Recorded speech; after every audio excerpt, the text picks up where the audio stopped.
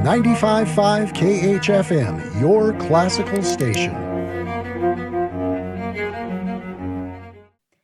Apollo5 is a British vocal ensemble known for showcasing both the power and intimacy that can be achieved with a group of 5 voices alone. And they return to Albuquerque this weekend. So I'm pleased to be able to speak today with Gus Perkins-Ray, the bass voice of the ensemble. Welcome, Gus. Hi, thanks, Lexis. It's great to be here with you this morning. This ensemble has been performing for 16 years, 7 studio albums. You've performed all over Europe and Asia and the United States. And in that time, Albuquerque has been lucky to be one of your tour stops. This is actually your 3rd time being featured at Music at St. John's. That said, for anyone who might think that they've heard your program already, can you just talk a bit about the vast repertoire that your ensemble covers? Of course. So it's wonderful to be coming back. It's going to be my 2nd time in Albuquerque. And as you mentioned, the group have been before that as well. And we're always kind of reinventing ourselves in terms of the music that we do. We're always presenting new music. So the program will be very different. I think the last time we came, we presented a program that was based on one of our albums, Haven, if I remember correctly. And this is a completely different program. So hopefully lots of new music that listeners won't have heard before. It's music especially for the springtime. So we've called the program the Evening Primrose. And it's going to be full of lots of lovely madrigals and lovely English songs and some pop and jazz as well. It's music that's suitable for the longer days as we have longer evenings ahead of us. Well, let's talk a little bit about that particular piece, the namesake of the program, the Evening Primrose. It's a Benjamin Britten piece. Can you describe it?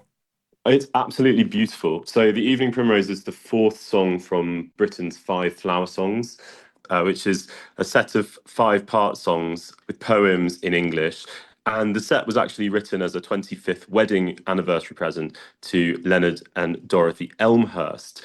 It was originally conducted by Imogen Holst, who was conducting a student choir. And the poem is by John Clare, and it talks of a beautiful flower, beautiful primrose that only opens after night falls. And so its beauty is sort of wasted because nobody actually sees it. And Britten sets this beautiful text by John Clare to luscious harmonies, and I think that it's a really effective part of the program. And then after that, we're going to sing another song by Benjamin Britten. It's the following song in that set of 5 flower songs, the Ballad of Green Broom, which is very, very different. I won't give too much away, but it tells the story of a boy who is a bit lazy, and he's being ushered out of his bed by his father, who says, "Go and cut broom." I think that means to chop wood. And then, yes, things get a little bit hysterical after that, shall we say. You'll have to come to the concert to find out what happens in that story. Excellent. Well, no spoilers.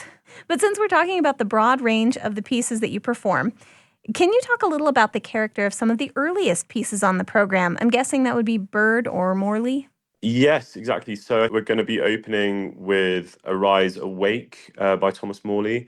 And that's a wonderful madrigal written in 1601 as part of a set of madrigals for Queen Elizabeth I. And there must be many listeners, I'm sure, who are familiar with the line that ends each of these madrigals, because it's always the same. Then sang the nymphs of Diana, "Long live fair Oriana." Oriana was kind of a code name for Queen Elizabeth I, and all of these songs had to have exactly the same line at the end of them. So yes, it's part of a sort of a song of affectation for Queen Elizabeth. So after the Morley, we'll be singing Ne Iriscaris Domine, which is another early piece of music by the Tudor composer William Byrd. And this is taken from his Jerusalem motets. There are 3 of those, and they were published in 1589. This is an absolutely beautiful setting, which refer to the words of Psalm 137, "By the waters of Babylon we sat down and wept." It's a really gorgeous piece of music by the Tudor composer. It's very well known, but I think that one of the composers whose music we really love to perform is William Byrd's, because when Byrd was composing, often in secret during his clandestine commitment to Catholicism during the Protestant Reformation, he would have engaged only 5 singers, 1 to each part, for performances of many of these works in secret, in private. And so it works really well with our ensemble, because we have a soprano, mezzo-soprano, 2 tenors and a bass, roughly the same configuration that William Byrd would have used 450 years ago. And from that very early music of Byrd, Morley, Tallis, too, you go all the way up to tunes like Lovely Day by Bill Withers. Is it difficult to switch gears within a program like this from singing these very early works that are so different than the popular tunes of the 20th century? Yeah, that's a great question. I think that, I mean, we kind of have an opportunity in concerts to reset between each little section of music. So we tend to have an opportunity for a bit of a breather whilst we introduce pieces. Usually we do tend to do the kind of jazz and pop towards the end of the concert. I think that obviously the production of sound that we all make and the vocal technique is slightly different for performing these pop songs, but we're so well rehearsed now that we can switch quite easily between many different styles. Well, speaking of switching gears, alongside performing, you also present workshops and masterclasses and present to over 40,000 young people annually.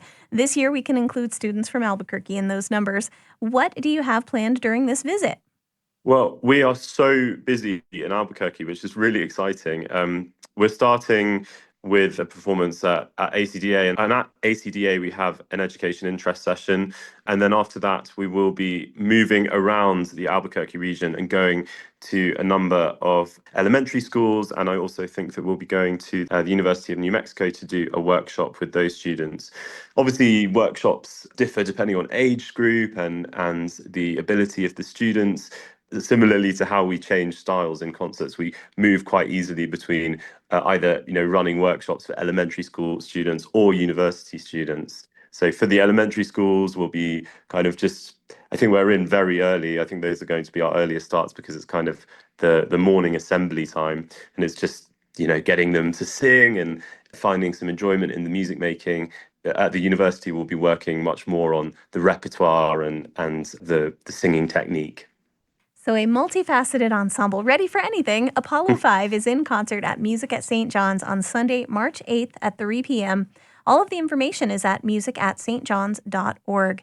Gus Perkins Ray, I want to thank you so much for taking the time to talk with me about the concert. Thanks so much, Alexis. Can't wait to be back in Albuquerque. Thank you.